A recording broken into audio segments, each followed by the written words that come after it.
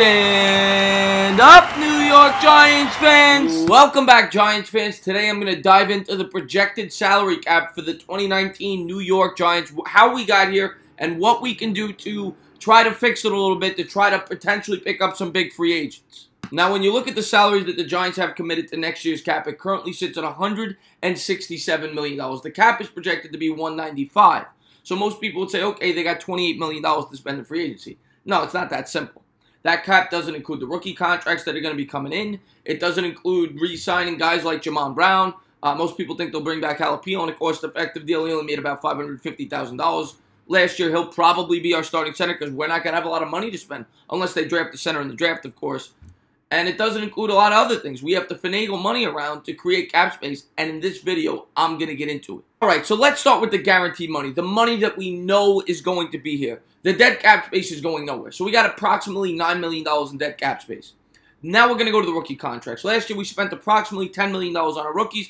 I'm going to put the number right around the same. It might be 10 to 12. Last year, we had fewer draft picks, but we were picking higher. And most of the Giants draft picks in this year's draft are around 4 to 7, where they make around the league minimum. So I'm going to put it right around the same number. So I'm going to say $10 million for the rookies, $9 million in dead cap space. We got about $19 or $20 million committed right out of the gate. That now brings us to Landon Collins, who I project that the Giants will franchise tag. I don't think they're going to want to tie him down to a long-term contract. I think Collins will be back with the Giants, but under the franchise tag, and that is projected to be about $11 million.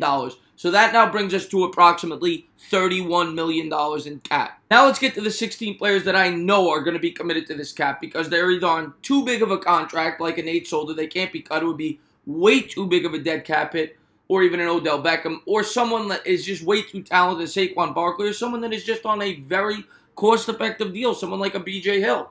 So these are the 16 players that I came up with. Saquon Barkley, Odell Beckham, Nate Solder, Rhett Ellison, Evan Ingram, Sterling Shepard, Will Hernandez, Dalvin Tomlinson, Lorenzo Carter, Sam Beal, B.J. Hill, B.J. Goodson, Wayne Gallman, Paul Perkins, if he's back, I put him in there. He's peanuts. He's only about $745,000. Kyle Lauletta, same reason. He carries way too big of a dead cap hit. You're paying him almost as much to cut him as you would to keep him here. I think it was about a $550,000 dead cap hit as opposed to about $750,000 to keep him here. And then I left $2 million for the punter Dixon, and Rosa's coming back as the kicker. He is a free agent. I think they'll bring him back at about 1.5. So if you add all that up, it approximates out to be about $65 million. So that is the money that we know for a fact is going to be here. The 31 plus the 65 brings us to $96 million. So now we got about $100 million to play with. So now before we get to the heavy hitters, the Eli Mannings, the Olivier Vernons, the Janoris Jenkins, what we could do with that, I'm going to factor in the bottom of the roster. Now, some of the bottom of the roster was already factored in with the rookie contracts that I had alluded to, which was about $10 million. But not all of it. Typically, the bottom of the roster is about 15 to 20 players that make approximately $15 million. That's what I'm going to call it. Now, because I factored in some of the rookie contracts, I'm going to knock it down to 10, which brings us to $106 million before we get to the heavy hitters, which leaves us with about $90 million to play with. So that now brings us to my final 9 players. These players are projected to make $78 million next year if they all come back, which would leave the Giants with like $10 million in cap space if they brought all these guys back. So I don't think they're going to do that. But there are some players on this who will definitely be cut. I'll start with R.J. McIntosh. I think McIntosh will be back. The only reason I put him on this list was because he was hurt this year. He didn't play much, but he's still on a cost-effective deal. He's only making about $1 million. So McIntosh is going to be back, in my opinion. That now brings us to Connor Barwin. Barwin, in my opinion, could and probably will be cut.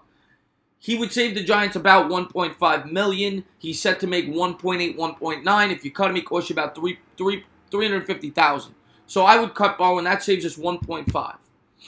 I'm now going to go to Jonathan Stewart, who will definitely be cut. He's going to save the Giants $2.5 million if they cut him. So you add Barwin and him up, it takes that $78 million from these 9 players. It shrinks it to $74 in the $4 million in savings. I'll now go to Michael Thomas. Michael Thomas, I think, will be back. They're thin in the secondary. He makes $2 million. I think they'll bring him back. So we're still at 74. And now that's going to bring us to the players who make a lot of money. Kareem Martin is set to make $5.5 million. That's a lot of money. But if you cut him, he's going to cost you $2.2. My gut says that they're going to keep him. but they could cut him. He's kind of in the maybe situation for me. If they were to cut him, you're at about $7.5 million freed up off that 78. That brings us down to, we'll round down and say 70. So now we're at 70 million committed to these players. That now brings us to the 4 big names on this list. These guys together make almost $70 million. Eli Manning, Alec Ogletree, Olivier Vernon, and Janoris Jenkins. Now, I don't think all these players are going to be back, or Eli is definitely going to have to take a big pay cut if all of them are back. We'll start with Eli. Eli is set to make $23 million. If you cut him, it's going to cost you $7, which will free up $16 million in the cap, which will definitely allow the Giants to bring in a big piece. Now, the question is, if you draft a quarterback, which we don't know if they're going to do, but if they draft a quarterback, what you have to ask yourself, if you're Gettleman, is Eli's tutelage worth that much? Or can I bring in a guy with the $16 million I saved for $5 million to show him the ropes? A guy like a Ryan Fitzpatrick, just a name off the top of my head.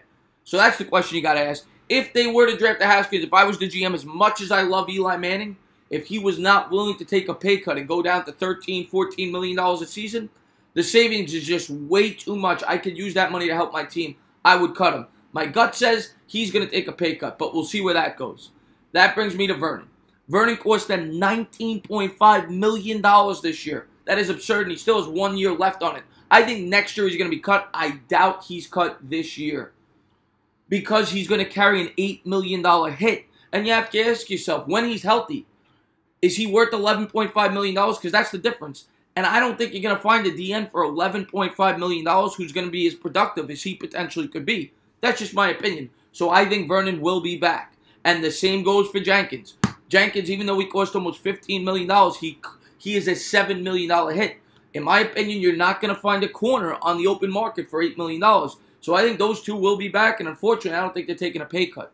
I think both of them probably will be cut off of next year's roster. Next year, we're going to have a lot to spend in free agency. But this year, they have to be smart. And then that brings us to Ogletree. Ogletree maybe could be cut. He cost almost $12 million, and he would save you about $5 if you cut him. I could see them cutting him. So let's just go up the hypothetical that Eli cuts his salary from 23 to 15. That'll save you 8. Let's just say that they cut Kareem Martin. That saves you another 3, and they cut Ogletree, which saves you another 6. So you add that up, 8, 6, and 2 is 16, plus the 4 we saved off the back end with the 2 players that we said were going to be cutting, Connor Bowen and Jonathan Stewart. That's $20 million in saving off the 78. So you add $58 million to the already 106, and that brings you to $164 million under the hypothetical scenario that I just stated to you guys, which leaves the Giants with between $30 and $32, $33 million to spend in free agency this year. So that's my thought. And of course, from that 32, 33, you're going to bring in a Jalapeno. You're going to bring in probably Jamon Brown. I suspect he'll be back. So between those 2 players, you're talking probably $5 million.